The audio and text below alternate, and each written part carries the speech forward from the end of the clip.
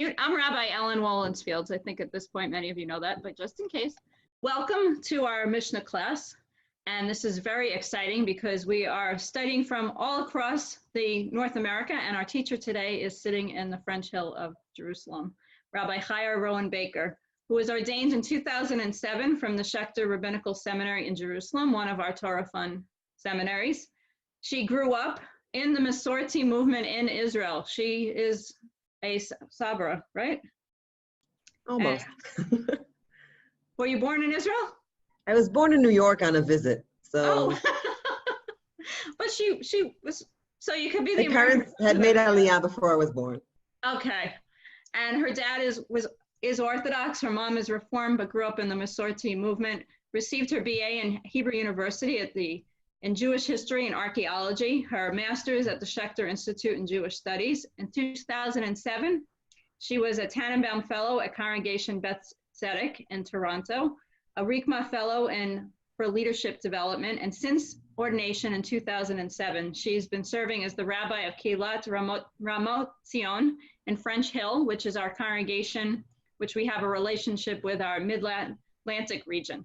And I can tell you that if you're ever in Israel, go visit her and she will meet you and show you around, and you go everywhere and everyone in the community in French Hill knows who she is.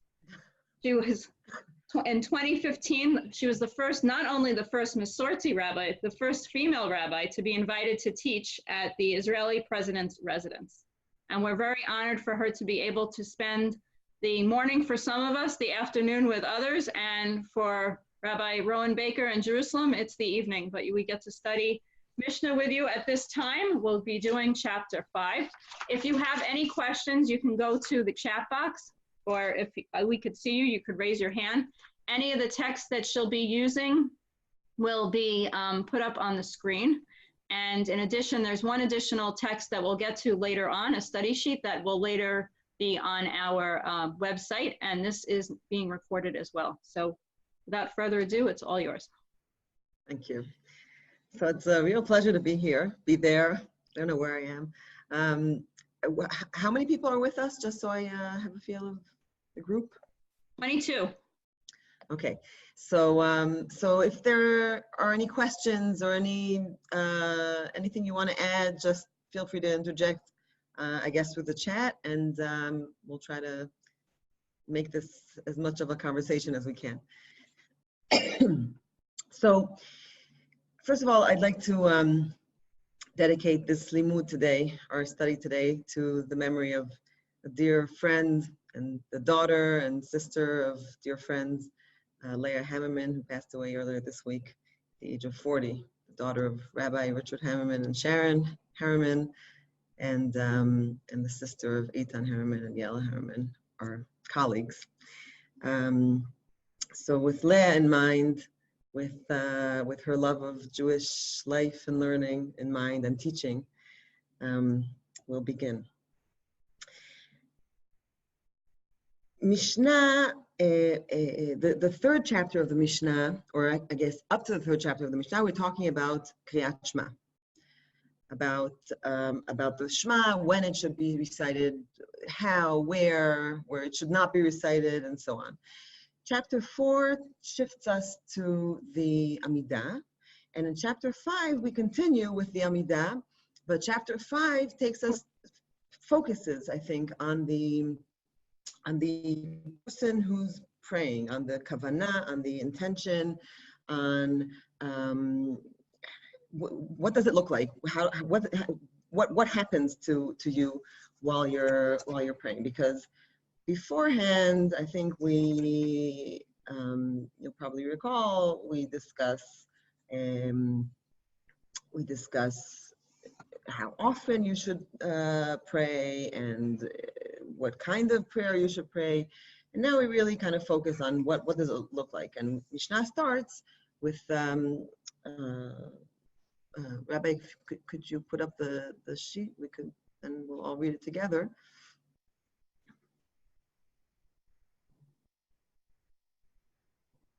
Thanks. So, when you do not stand up to pray unless you are in a serious frame of mind. And to bring an example to that, Hasidim Arishonim, the original pious ones, which is a strange group, Hasidim Arishonim, it's a group of people, this is a group that's referred to here and there in rabbinic literature, of people who took on extra stringencies, extra additional requirements that normal people aren't required to do, but they decided that they were going to do. So these Hasidim Arishonim, excuse me, these original pious people, they would wait 1 hour and then pray, so they could direct their hearts towards the omnipresent. Now, the Hebrew says, "Kedei sheyechavnu et libam lamakom." They direct their hearts to the makom. The makom is one of the names of God that we know, but it's a little unusual, this phrase. Normally, when we see the phrase yechavnu et libam to something in rabbinic literature, I didn't check this statistically, but my sense is that normally it's either yechavnu et libam le'avihim shebashamayim, to their Father in heaven. Sometimes it's to a place. Okay, if you can't say the Shema, if you're in the middle of the sea, of the ocean, and you don't know which direction you need to turn to say the tefillah, then you mechaven et libo leYerushalayim, leEretz Yisrael. You direct your heart because you can't really direct your body. But this phrase, yechavnu et libam lamakom, to direct your heart to the makom, is a little unusual. And I think maybe it kind of ties in together the kavanah, the intention that you're supposed to have when you're praying, excuse me, with the end of the Mishnah, which really talks about the place in which you are, the space in which you are. What happens to you when you're standing in a place and you can't move, you can't talk to anyone, and then someone approaches you and needs something from you. And I wrote this in our study sheet. You know, what happens, I mean, it could be as minor as I'm standing and doing the Amidah in my shul, and then my child comes over to me and says, "Ima, my sister called me such and such," and you know, what do I do? And so it could be someone as minor as that. They're not so minor, the children, but okay, let's say, or someone major, like the Mishnah says, even if the king greets you, you should not respond to them, to him, to her, king or queen. And to the extent that even if a snake wraps around your heel, you should not interrupt your prayer, which is a very strange requirement. I mean, if a snake wraps themselves around your heel, then, you know, it's pikuach nefesh. And the Gemara actually refers to that and says, of course, in a case of pikuach nefesh, in case that our life is in danger, then of course we can interrupt our prayer and move. So if we see a snake, which is a snake which is venomous, coming towards us, or even a scorpion, the Talmud says, coming towards us, then we can move. But if a snake, I think maybe this expression, even if a snake wraps around your heel, I don't know, the little I know about snakes is that snakes that wrap themselves around you are usually not venomous. That might not be absolutely true. Maybe there's someone in this group who can correct me. But I think I think it's fairly certain to ascertain, or to assume that people during the time of the Mishnah knew more about snakes than we did and could kind of recognize, if this is a snake that's a danger to me, then I'll move away. And if it's not dangerous, if it's just going to come and wrap itself around my leg, it's definitely scary, and it's definitely, it also is very distracting, of course. But that's where the Mishnah says you need to be able to focus so intently that even with a great distraction, like a snake wrapping itself around you, even if it's not dangerous, even if it's not endangering your life, excuse me, it's still a big distraction. And so is, of course, if the king comes and greets you, and how often does that actually happen? But this is to say, I think that in the place in which you are standing, you can be surrounded by distractions all the time. Things happen around you all the time. You hear voices, you see things, people talk to you, people talk around you, animals come by.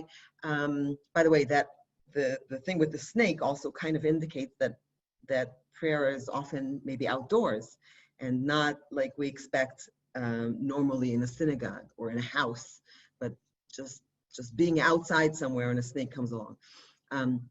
But the point is that a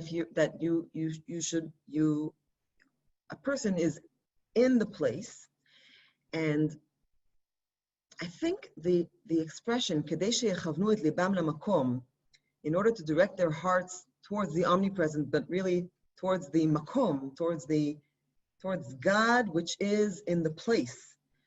I think tying that into the end of the Mishnah, what the Mishnah is trying to say, to prepare yourself for prayer, you need to direct your heart at being in a certain place, but being able to leave that place, to transcend from that place. And it's a very special kind of being, because we are in the world, and we have our children around us, or our grandchildren around us, or our friends who want to just get out to the bathroom and they need us to move over a little bit from the pews. We're in a certain place, we're within a community, we're within a society, but we have to be able to find the possibility inside that to focus on God and to focus on our prayer. So that's how I read this special expression, sheyechavnu et libam lamakom. And if we go back to Hasidim Rishonim, to these original pious ones, and we read this a little bit more critically, we also see that it's a lot. What the Mishnah describes about these Hasidim Rishonim is a lot. It describes that they stand for an hour before their prayer. Excuse me. The Mishnah doesn't say this, but the Talmud does. I'm sorry. The translation does. They stand for an hour before their prayer. They wait for 1 hour and pray. I'm sorry, not in the translation. They wait for an hour. They wait for an hour and pray. They pray and they wait for another hour after their prayer, and that appears somewhere else, which I don't remember right now. And that's 3 hours of prayer, 3 times a day. 9 hours of this very, very, very focused prayer. Doesn't leave a lot of other time for sleeping, eating, working, studying. But anyway, that's kind of maybe the impossible ideal that the original pious ones set for us. So the second Mishnah, thank you.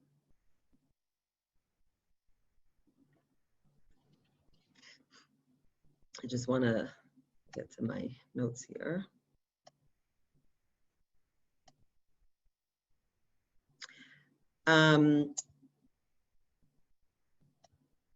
Okay, got it. The second Mishnah goes into the question of the text of the prayer. So we read that we mention the request for rain, gvurot kshamim, in the blessing of Tchiyat HaMetim, of the resurrection of the dead. Okay, the second blessing in the Amidah, which talks about the resurrection of the dead, is the place where we say, Mashiv HaRuach U'Morid HaGashem, when it's wintertime, and we want rain, we expect rain. we say Mashiva Orchim with Agashem, and that is not the request for rain. The request for rain comes later. In the Mishnah goes on and says we ask for rain by adding the phrase V'ten talu matar livracha in Birkat Hashanim. Okay, we say, please give us dew and rain at the right times, so it will be a blessing. We say that in Birkat Hashanim, later on in the Amidah, and the blessing of the year's crops, which makes sense. We say, please God, let this be a good year, and give us rain, and give us rain in the right time, and so on. But in the beginning of the Amidah, in the second blessing, we say, God, you are the one who makes it rain, who brings wind and makes it rain. And that's more of a kind of a declaration of God's power and omnipotence, and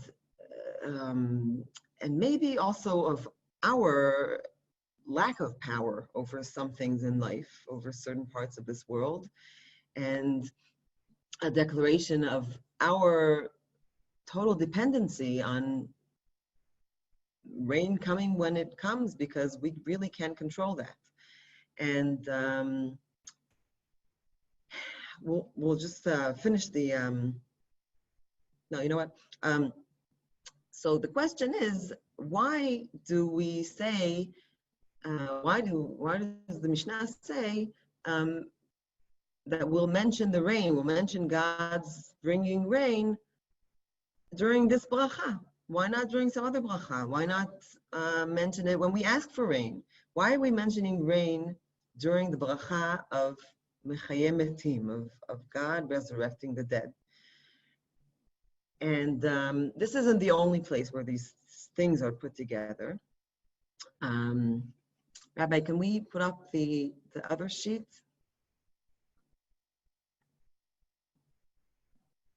Because in fact, a very interesting comparison is made in the Babylonian Talmud and Tractate Ta'anit between resurrection of the dead and rain and childbirth. And I think these three things are put together here. The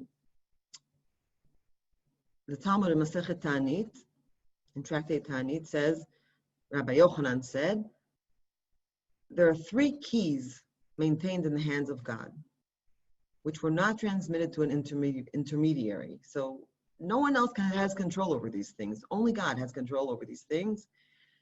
Mafteach shel gshamim, the key of rain. Mafteach shel chaya, the key of birthing, and it's a very interesting word that the rabbis use for a woman who gives birth. She's called a chaya, a life, a person of life. So the key of rain, the key of birthing, the key of resurrection of the dead. These are three keys that God holds, and we have no control over these things. And I think this comparison touches on our extreme, on our biggest fears, our biggest, the places where we feel most helpless, when all kinds of issues of childbirth, beginning from conception. We know how hard it is sometimes to conceive. Our mothers, our foremothers, do you say that in English? Our foremothers, most of them, had a very hard time conceiving, to tell us this is a big deal from the beginning, and all the way till birth, which hopefully will end well, but sometimes doesn't. And it's a huge fear for women, for men, for everyone who's involved, and the same with rain, because the rain, our life depends on the rain. Our life, our livelihood, at least in the time of the Mishnah and the Talmud, and even now, we see how much the world is at the mercy of what's going on with climate change, and there is rain, there isn't rain, there's too much rain, there's too much rain at one time, at one place. It's too hot, it's too cold. This is very, very scary. It's scary how the world, how we really have no control over these things that can bring life and can bring death, and all of this together, of course, is also related to Tchiyat HaMetim. Tchiyat HaMetim is life instead of death, right? You can understand Tchiyat HaMetim as meaning people actually get up, and dead people actually get up and live. But you can also understand Tchiyat HaMetim as being that which has the potential of death will now be with life. And I think that happens when we think about that when we think about childbirth, and we think about that when we think about rain. The rain comes and brings to life things that potentially would not have life otherwise. And of course, childbirth has potential of death and hopefully ends with life. I think that is what the Mishnah, when the Mishnah says, put the mention of rain in the blessing of Tchiyat HaMetim, I think the Mishnah is saying, let's remember every day, 3 times a day, let's remember that there's a potential for death, and we want to pray for life, and we have no control over this, and that's why we're praying. If we had control, we would go out and do it, but we don't have control, and therefore we're praying for God to be there with us in this scary and vulnerable and powerless moment of ours. So just the Talmud goes on and brings verses to show excuse me, how God controls the rain and controls the birth and controls the resurrection of the dead. And the second source here, if we scroll down a little bit, very, very beautifully ties together, and this I can do because we're in a Women's League study session, and I think it's appropriate, how the Talmud ties together rain and birth specifically, not just with resurrection of the dead, as our Mishnah does, but the Talmud ties together rain and birth and says, Rish Lakish says, what is the meaning of that which is written, and God will close up the heavens? When the heavens are closed up from bringing down dew and rain, this is similar to a woman who has the pangs of labor and yet does not give birth, which is such a scary place to be in, right? And it's there and it's waiting to come out, but it doesn't come out. And it's like, and comparing these two is like saying the heavens are agonizing, are in pain, the heavens want to release the rain, but the rain just doesn't come. And this is what Reish Lakish said in the name of Bar Kapara. Closing up, sagal, is stated with regard to rain, and closing up is stated with regards to a woman. Closing up is stated with regard to a woman, as it is stated, for the Lord has fast closed up all the wombs. This is when Abraham and Sarah are visiting with Avimelech, and God closes all the wombs because Avimelech takes Sarah, and he shouldn't be taking her, and excuse me, and God punishes the people by closing up all the wombs. So the wombs close, and this description of closing is like when the heavens close, and because closing is stated also with regards to rain, as it is written, and God will close up the heavens. Giving birth is stated with regard to a woman, and giving birth is stated with regard to rain. Giving birth is stated with regard to a woman, as it is written, and she conceived and gave birth to a son. So this particularly is about Rachel, but it's about every person who was born in the Bible. It says, nolad or yalda or whatever, the verb yalad, gave birth. And giving birth is stated with regard to rain, as it is written in Isaiah, for as the rain comes down and the snow from heaven and does not return there, except it waters the earth and causes it to give birth and bud. So the comparison between rain and giving birth, because rain causes the earth to give birth to whatever it is that's going to grow out of there. And finally, Reish Lakish continues with the comparison, and he says, remembering, and the Hebrew verb is pakad. Remembering is stated in connection with a woman, and remembering is stated in connection to rain. Remembering is stated in connection with a woman, as it is written, and the Lord remembered Sarah. Hashem pakad et Sarah, right? When a woman isn't giving birth, and then God remembers her and she gives birth, the verb is pakad. Remembered. And remembering is stated in connection to rain, as it is written, you have remembered the earth and have watered it, greatly enriching it with the pool of God that is full of water, a verse from Psalms. So Reish Lakish brings this beautiful drasha where he compares with three key words, why rain is like childbirth. He says, when there's no rain and there's no childbirth, the verb is the same verb, closed. When there's birth and there's rain, the verb is giving birth. And when there is birth after no birth and rain after no rain, the verb is the same verb, and it is pakad in Hebrew, remembering. Finally, he says, what is the meaning, or the Gemara says, the Talmud says, what is the meaning of the phrase, with the pool of God that is full of water, from that verse from Psalms? It says it was taught in a Braita. There is, wait a second, can you just scroll down a little bit? I moved my screen. There is a kind of vault in the sky out of which the rain falls.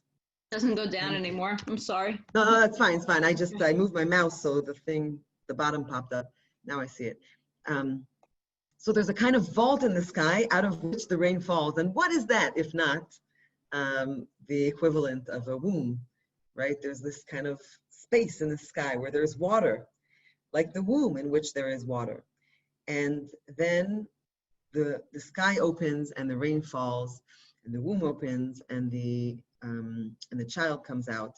And this beautiful drasha links together these two things, rain and childbirth, over which we have no control, and or little control, and says to us, says to us, be in that place where you relinquish control, be in that place where you realize that you don't control everything in your life. And in that place, stand before God and pray. So we'll go back to our Mishnah.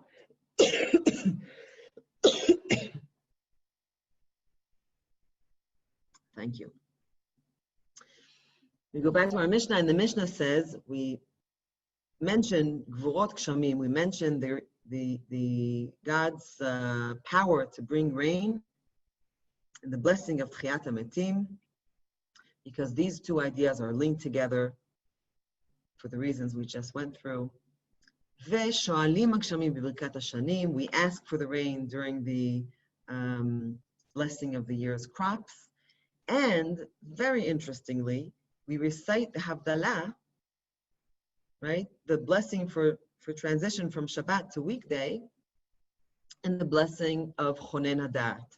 So, as we know, Havdalah, where we stand with the candle and the wine and the samim, is actually not the moment where we switch from Shabbat to not Shabbat. Actually, the moment we switch happens during our prayer service before the Havdalah service, right? So if you daven Mariv at the end of Shabbat, you insert into your into the fourth blessing, into Chonen Hadat, the Amidah, you insert a paragraph talking about the God differentiating between the seventh day and the 6 days of the week and all kinds of other things that God differentiates, and that we thank God for making these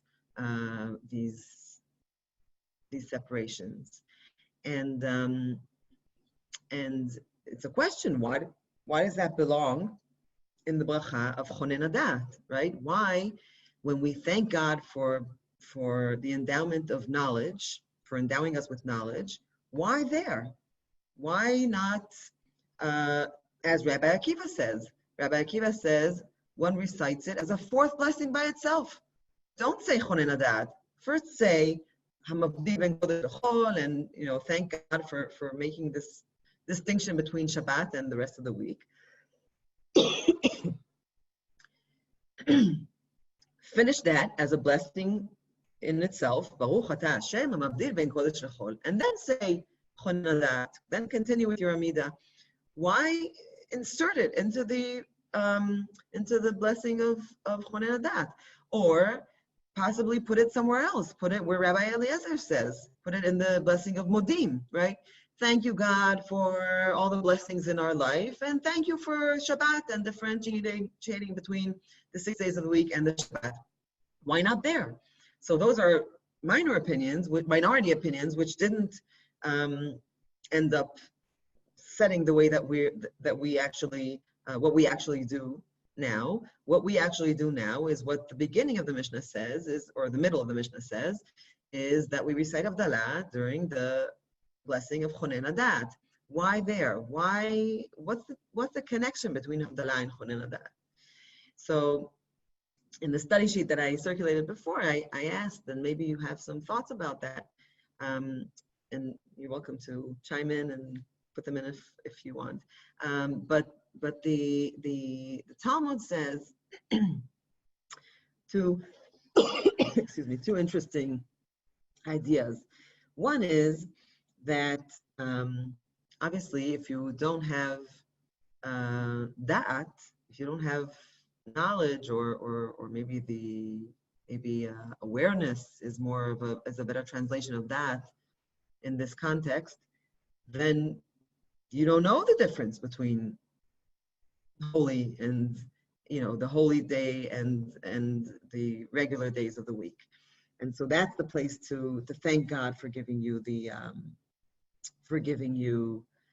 differentiation between the 6 days of the week and the Shabbat. And the second opinion is that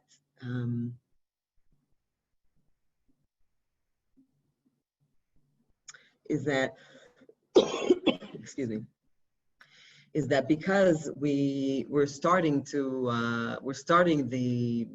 chol, we're starting the regular days, we should put it in the blessing, which is the first blessing of the regular days, right? Because on Shabbat, we say the first 3 blessings and the last 3 blessings, the same first 3 blessings, the same last 3 blessings in the Amidah, but the middle is a special Shabbat blessing. During the weekdays, the Chonen Adat is the first blessing of the regular blessings of the weekdays, of the how many are those? 13 middle blessings, right? That we say during weekdays. So if it's the first one and we want to mention that we're starting the weekdays, then we should put it in there. I thought we might add another take on this, another twist maybe on the first interpretation I cited, and that is that that in the story of creation, in the story of Etz Hadat, the essence of that, the essence of knowledge, of understanding, of awareness, is to be able to differentiate. That's what God says, right? Etz Hadat Tovara. It's the tree of knowing right from wrong. And so that's the essence. That's the essence. And part of what we're thankful for being able to know things, is that essence, is being able to make this distinctions and to make judgment, because we can't make judgment, and we can't make judgment for ourselves, of course, and we can't make decisions, we can't make choices without being able to make distinctions between things. And so that is what we're thankful for, and that's where Havdalah between Shabbat and weekdays belongs, where we ponder on the Shabbat that we finished and the week that we're starting, and the choices that we're going to make, the choices we made about our Shabbat, and the choices we're going to make during the week, and the choices that we make about making Shabbat special and making Shabbat different, and making a distinction for ourselves between Shabbat and the 6 days of the week.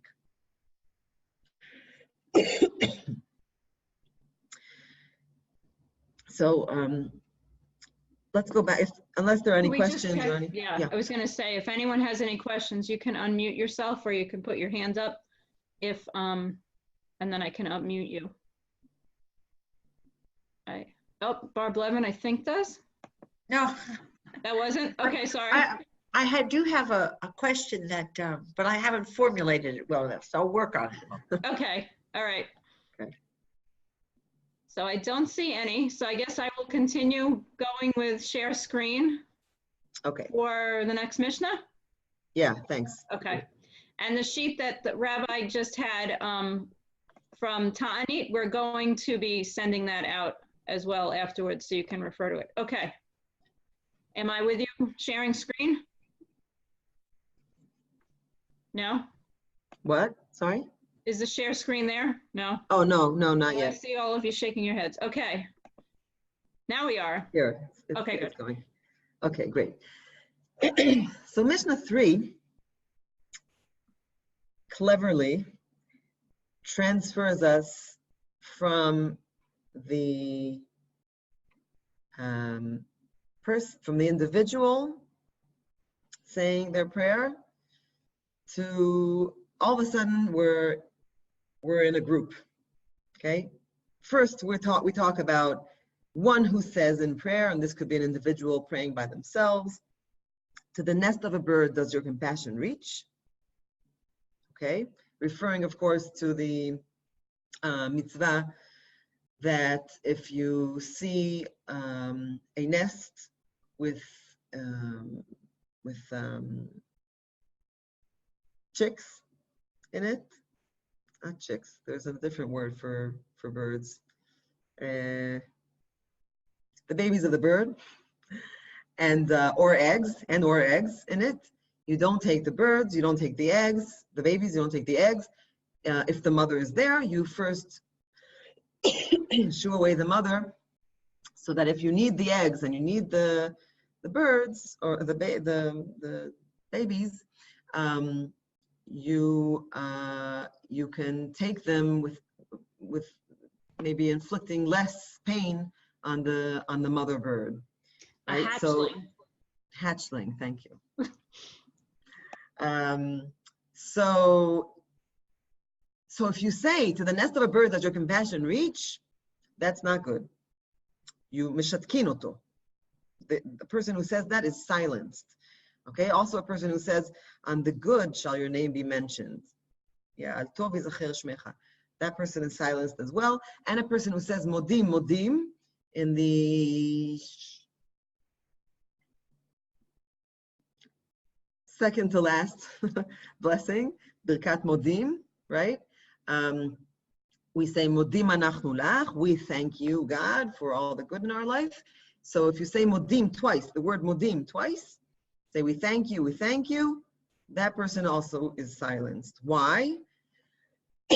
Not explained in the Mishnah, explained in the Talmud, and also by other commentaries.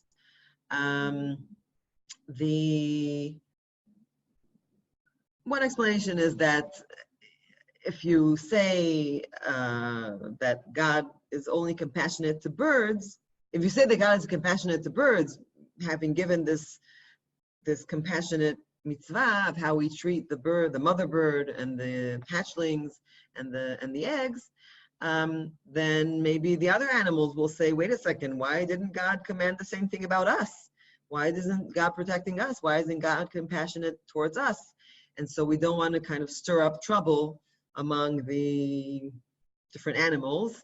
And we don't want to portray it as if God is only compassionate towards part of creation and not towards other parts of creation. We also don't want to say, we also don't want to teach ourselves to think that we only thank God for the good. And we don't want to say modim modim because we don't want to be thanking, we don't want to seem to be speaking to more than one presence. So if we say thank you once and then thank you again, maybe we're thanking two different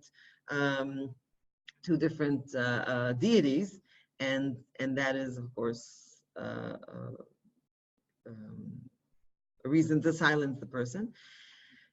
What's interesting about this is that it gives us a little bit of a window into the unfinished nature of Tfilat Shmoneh Esrei at this point, right? Because it's referring to people who interject a personal note. Oh, and God, thank you for your mercy. Oh, and God, thank you for the good things you're doing. And it's kind of people who we see. It gives us a little bit. It gives us a peek into the effort to create a single text for people to say, and kind of to discourage people saying their own private little additions during the Shmoneh Esrei. Of course, the discussion whether or not people should say private prayers and add private prayers is a big discussion, and it's far beyond our Mishnah here. But here I think we do see the voice that says, I don't want people putting in extra things in the Amida. You want to say special things, say it after, say it before, say it in some other context. In the Amida, say the same words, say the same blessings. Don't start adding all kinds of thank yous for this and thank yous for that. So now we spoke about the individual, and all of a sudden we are in a synagogue. We're in a synagogue, we're with a group of people, we're with a leader. Okay, suddenly one who leads the prayer service and makes a mistake, replace him with her with another. And she who is asked to serve as the replacement should not refuse at such time.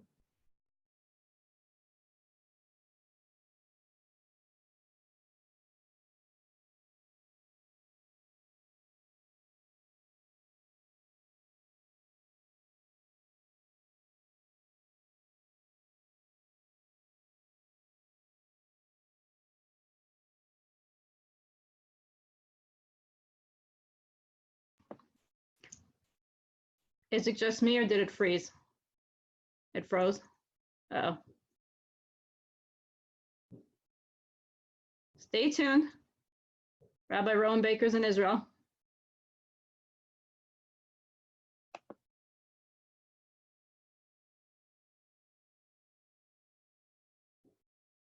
Oh, now we. So she will be coming back for sure. I have good hopes for that. If not, I've studied this before. I won't be as good as her, but it's a good opportunity if people have any questions to, don't be shy to ask some questions at this point. I can. Yeah, she's not here at all. No, but I have a feeling it was probably internet in Israel happening. I Pretty thought they were supposed to have such good technology in Israel. Some places. She's in her own individual home in French Hill. I So, get it. but what makes me I get it. Wonderful, though. I just want to say how wonderful this has been so far. And you should take advantage of it because she's from your region. Well, she's not from your region, but she's the dedicated congregation in the Mid-Atlantic region. Well, can I ask something about that, actually? She's from Ramat Zion, Mm-hmm. and we used to do a lot with them years ago. But when Bila Shur was there, but I don't remember having the connection since she's there. And I visited that Kahila when I was there. So I don't know. I think we even arranged for them to get a Torah there. Oh, okay. So what did I say? She started in 2007. But we should try to, was that right? Yes. I think she went there immediately after rabbinical school. But to get back to the Mishnah, but we can work on that, Eileen. I'm curious. So one of the things here is says that we should stop someone if they say modim twice, because people might think that, I don't know if she got to that part, but people might think by saying thank you twice, there could be more than one God, or that people shouldn't differentiate from the Torah, from what's in the prayer book to begin with. But if you think about Chazanut at times, there are a lot of words that are repeated. So every time I get to this Mishnah, I always wonder about which prayers in a melody you can repeat, because sometimes it's really very repetitive, and which words you can't repeat. And then maybe after the initial going through the whole phrase, then you can start repeating it. But at the same time, earlier in the Talmud, and actually those who are doing Daf Yomi have gotten to this point, that there is an encouragement to actually create your own prayers. And they give the example of many different rabbis that when they finish their prayers, they would have their own personal prayers, which many of us hear that in our congregations, to add our own personal prayers. So it's just something interesting to think about. I would hope that if she's coming back, I don't actually have her connection in Israel on her phone at the moment, but were there any questions about this Mishnah? Okay, you're lucky that I know how to, there wasn't any, right? Okay. I just want to, yes. not about the Mishnah, but other prayer leaders, we would get a bio of them. I know you gave it verbally, but I didn't see a bio just of her. It's on our website and the weekly emails. So. Okay. All right. So I have a question about the Mishnah. You want to see the Mishnah text or no? It doesn't matter. So is it only referring to if somebody makes a mistake in the modim? Because that was not 100% clear. In this particular Mishnah itself, it's just referring to the modim. I don't remember if in the Gemara and the Talmud discussion, if they go into if there are other mistakes as well. I'd have to relearn it, and we haven't gotten up to chapter 5 yet in the Daf Yomi, the daily pages. But I think it really often depends on which words are repeated. It's almost like when the Torah reader makes a mistake, there are some mistakes that are more important to correct than others. So in this Mishnah in particular, they're just using modim at the example. And then I have a feeling, but I have to look it up. In the Gemara, it explains further what mistakes. And Lenore asked, I understand why the leader of group prayer should not insert personal prayer into the prayers, but what about a person praying in private? So there are many discussions about that. And as you can see, what the trend is in many congregations is to encourage people to make it your own personal prayer. And earlier in the Talmud, I think it's in chapter 2, the Talmud discusses how rabbis used to have their own personal prayers at the end. But usually, since the prayer leader is representing the community, they shouldn't really change the prayers from the actual prayer book or from what the community does. So just so we feel badly that Rabbi Chaya is not coming back, but we'll continue with Mishnah 4. You see it's on your screen. One who leads the prayer should not respond after the blessing of the Kohanim by saying Amen because of the lost concentration that might ensue. So this is in the case of Birkat Kohanim when the community is blessed and Yivarecha Adonai v'yishmerecha, and the person who's actually leading shouldn't respond Amen because they're going to lose their concentration in leading. If there's no Kohen there besides him or her to recite the priestly blessing, he or she, I made it, the original is not so gender neutral, he should not recite the priestly blessing himself.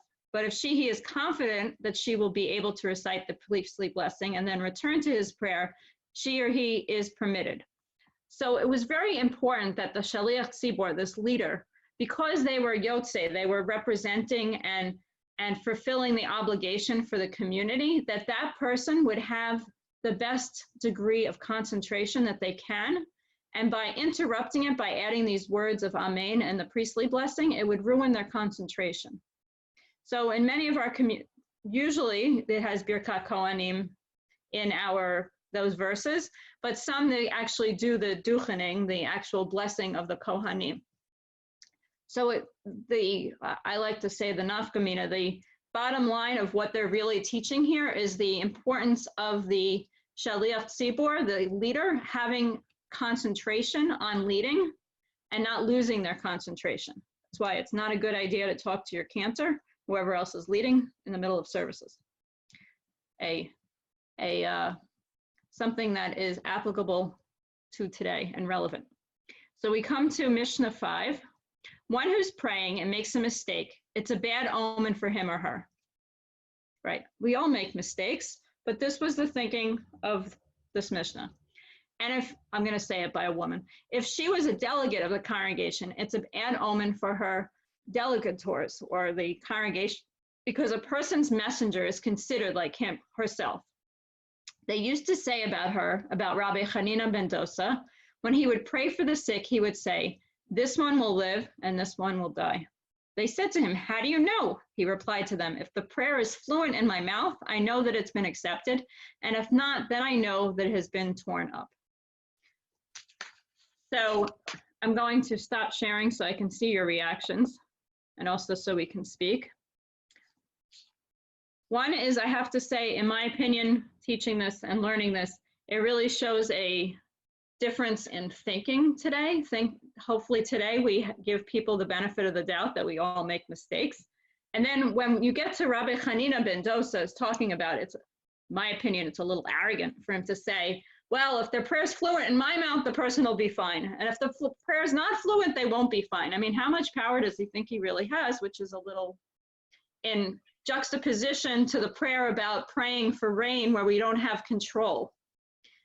It really all connects between him saying, if my prayer is fluent, I can control if the person is going to be healthy or sick.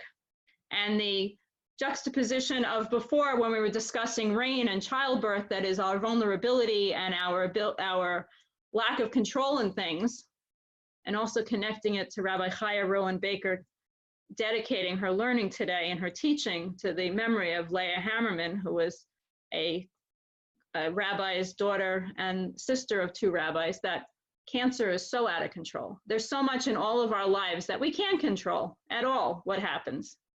And what do we do in those cases? For some, perhaps this Mishnah is saying, put your control in your faith and in your prayer to God and try to create that relationship with God. And then at the same time, I see it as, because it's not all about individual prayer, it's about communal prayer, that we put our faith in the community as well to be there for us during those times that we can't necessarily control things. Reactions, thoughts? And you guys can unmute yourselves or... In fairness, this is Lenore, in fairness to Rabbi Hanina, I'm not sure that that's what he's saying, that he has control. I think he might be saying that if the prayer is not coming fluently to him, it's a signal from God that this person is not going to live. And that makes more sense in the context of both that it's a bad omen if your prayer is not fluent, and also reflecting back to the fact that there are things we can't control. Okay. Interesting. So you don't, it's how he almost feels about the prayer at the point. I think about praying, saying a Mishnah Baruch for someone who you know is in hospice. That's my own thinking about how, is the prayer fluent for their healing, or their prayer is fluent for their comfort. So it's difficult, in my opinion, it's difficult.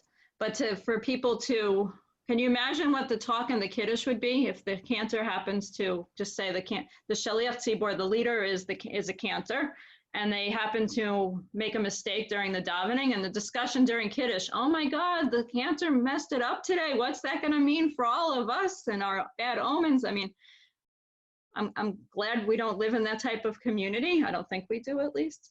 But I know that many were raised with that theology that if you say something like and make a mistake, then something bad will happen. But hopefully, I think for me, it scares me to think, well, then if that's the case, I don't think I ever want to be a Shaliach Tzibor. right. It really, that was it's really teaches you that like awesomeness and the responsibility that the Shaliach Tzibor has to lead the people. And you have to think about also, in that day, it was different. Not everybody had a printed Siddur. So they were really your person who yotze you, who fulfilled your obligation, because not everybody had their own prayer books. And even more so, if they didn't have their own prayer books, I would think that personal prayer was even more important because they didn't have the written word in front of them. In my thinking. Other thoughts on these? Is that why maybe the Kohen couldn't say Amen for his own or her own blessing, his own blessing? Right. So That's you don't respond to your own blessing. You don't respond to your own? Right. That's it. But I don't think that's what it's saying. I think it's saying you shouldn't say Amen to the Kohen's blessing. Not that he was being the Kohen, that the Kohen was doing it, and he shouldn't respond to the Kohen by saying Amen. Because it would disrupt the Kohen's thought. It would disrupt himself because he's doing Amen instead of just thinking about the prayers. I thought that's what it said. But Right. also just one thing, can I just say one thing? I think something that was interesting, I took a class at the Women's League Institute, and I don't remember who the teacher was, but she discussed the difference between liturgy and prayer. And I think that's sort of something we should think about too, because the prayers that we recite from the Siddur are our liturgy, whereas when we say the end of some of our individual things, sometimes that's a different kind of praying. Whatever. I like that differentiation. And Rabbi Chaya is back with us. So I tried to teach the next two Mishnayot. Okay, I'm so sorry about that. The internet fell in the synagogue, and I tried to do a hotspot, and I couldn't, and then finally I went home. Now I'm in my house. The good thing I live close to the synagogue. Okay, so where were we? So where are you now that you? So we did quickly go through Mishnah 4 about, well, we had some discussion over if Mishnah 3 was just literally making a mistake in Modim or making mistakes in general. And I couldn't remember if the Gemara discussed other mistakes. And then the issue of concentration of the Shaliach Tzibor and the authority and responsibility and power, in a way, of the Shaliach Tzibor, the leader leading the services that didn't want to disrupt and their concentration during Birkat Kohanim. And the theological implications of saying if your cantor or whoever's leading made a mistake, that it's a bad omen for the community, and how that would sit with people. And whether or not Rabbi Hanina ben Dosa was being a little arrogant when he said that if his prayer is strong, he can heal the person, and if it's not, then they won't be healed. Yeah. I think that was in a nutshell what we did. But yeah, I hope people are willing to pretty much finished the Mishnah. Rabbi Rowen Baker to take over now. So it's late because we went over because of this business with the internet, but I just want to, maybe I'll just make two comments on the Mishnayot that you studied. Basically, you finished the chapter, but I had this thought about the Shaliach Tzibur who in the Mishnah, which talks about the Shaliach Tzibur answering Amen or not answering Amen, and can he be the Kohen, can't he be the Kohen? I feel like the Mishnah is kind of trying to again, if we were talking about differentiations and distinguishing things, I feel like the Mishnah was trying to say, I want people to be in their position. If you're leading the service, you lead the service. If you're the Kohen, you're the Kohen. If you're the people, you're the people. I don't want to mix things up here. I don't want the Shaliach Tzibur to be answering Amen like a person from the kahal, and he doesn't know where he is, or she doesn't know where she is. She doesn't know, where her mind is. Am I leading? Am I being led? And it's confusing, because when the Kohanim are blessing the people, the Shaliach Tzibur is not really important, right? And so you kind of don't know where to put yourself, and you have to. So I think the Mishnah is trying to kind of make order and say, I want, if you're in a certain zone, if you're in the zone of the leader, be in the zone of the leader. Don't start doing things like saying Amen, which is the job of the kahal, right? That's the job of the people who are listening and who are being led. You are the leader. You don't say Amen. And then on the other hand, I feel like the Mishnah in general, the way that the whole chapter is put together, it starts with the kavanah of the individual and it ends with the kavanah of the Shaliach Tzibur, right? The chapter begins with the kavanah of the individual and ends with the kavanah of the Shaliach Tzibur. The Shaliach Tzibur should be focused on his or her prayer, so much so that you have the power to bring healing or not bring healing. You have the power to determine whether or not your prayer will be accepted, which of course is a huge discussion within itself. But I feel like the chapter has a kind of a rhythm to it, and it kind of walks us through from the individual through Mishnah Gimel, Mishnah 3, where we kind of switch in the middle of the Mishnah, we switch from the individual praying to the public praying and what happens with the leader. And then all the way to the end of the Mishnah, which is talking about the leader. And I feel like on the one hand, we have this differentiation. On the other hand, we have maybe an overall saying that, like, look, prayer is prayer. And you have to approach it with kavanah, whether you're doing it on your own, whether you're the leader. If you're the leader, don't think that you're something special. All you are is a representative of the tzibur. All you are is a representative of the kahal, and you carry them on your shoulders, which is a big responsibility, but doesn't make you special. And you all you are is a reflection of them. I think that's what is the Mishnah is trying to say with this, the bad omen and so on. And so it's, of course, we're out of time, and it's a big discussion anyway, how the people relate to the leader and how the leader relates to the people, and how do you lead well, and how do you lead reflecting the group behind you. The last comment I want to make is about is where the Shaliach Tzibur stands. Right, because I found it interesting that the question of whether or not the Shaliach Tzibur can be also the Kohen. In our synagogue and in more traditional synagogues, the Shaliach Tzibur stands facing the ark, and the Kohen stands facing the people, right? And if you're in the middle of the Amidah, you're not supposed to move around. You're not supposed to turn around. So if you're the Shaliach Tzibur, and there's a question whether or not you can be the Kohen, how is that supposed to work? So either we're in a period where it's not exactly settled yet that you don't move and that you face a certain direction. Maybe it is settled that you don't move. We read that in the first Mishnah. But maybe it's not completely settled that you face a certain direction if you're the Shaliach Tzibur, and then you could be facing the people, and you could in the middle bless them as a Kohen or not, or something there is not the way that it reached us today, and again it goes back to the for me, it goes back to the questions of, because I think also, where does the leader stand? Whom does the leader face? I think those things also reflect on how that person can lead, and how that person can be a part of the people, and yet have a job, have a tafkid, a mission of their own. Ad kan.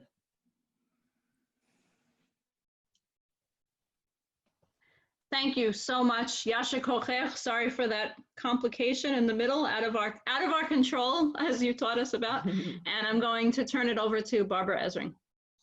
Thank you so much, Rabbi Rowan Baker. This was, even with the break in the middle, was really very interesting. And now I have a couple of questions to ask my son, the cantor, the Shaliach Tzibor, about prayers and writing music for prayer.